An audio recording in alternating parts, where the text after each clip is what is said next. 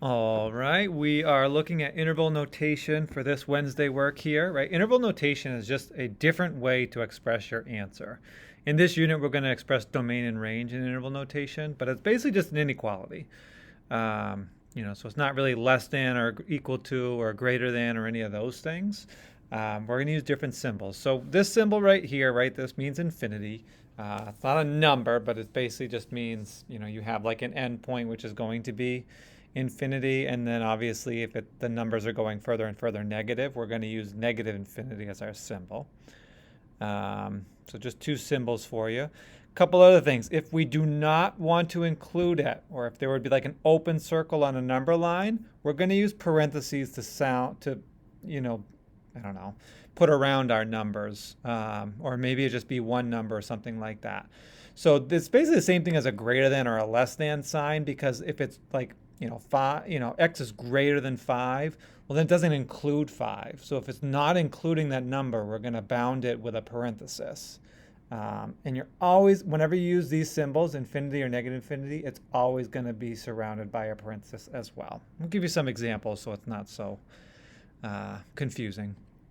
And then lastly, if we do include it, we're going to use brackets around the number. So if it was x is greater than or equal to 5, because it could also be equal to 5, we actually put a bracket around it instead of a parenthesis.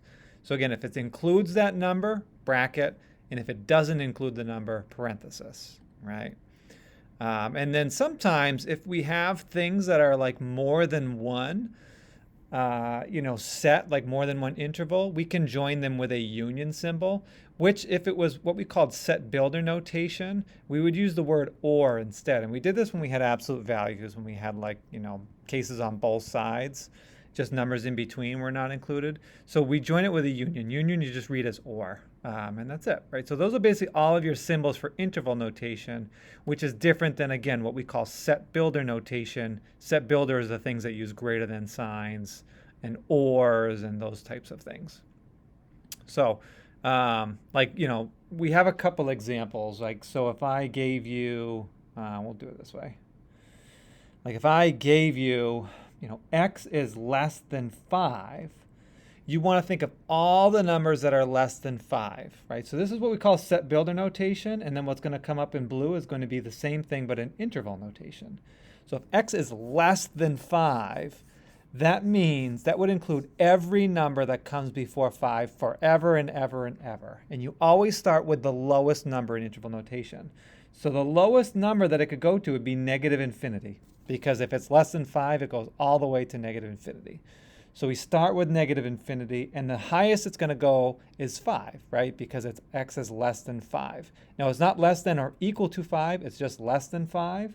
So we finish it off with a parenthesis. And we always join the two numbers or a number and a symbol or two symbols with a comma. So we put negative infinity to 5. So these two things mean the same thing. Set builder, interval. Right, now if I said, we could do, negative 3,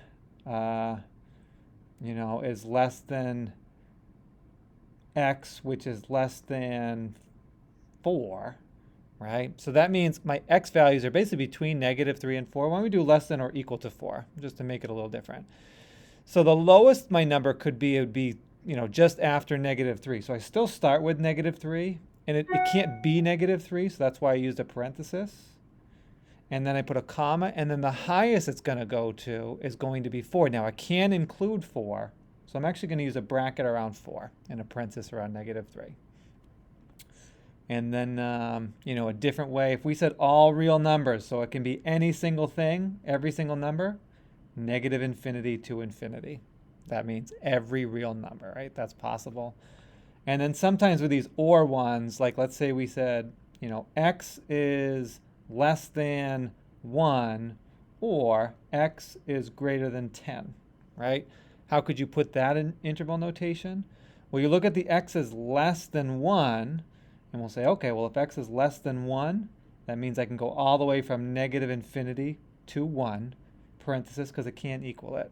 And then or, I just stick a union sign in there. So a U is a union sign, it just means or.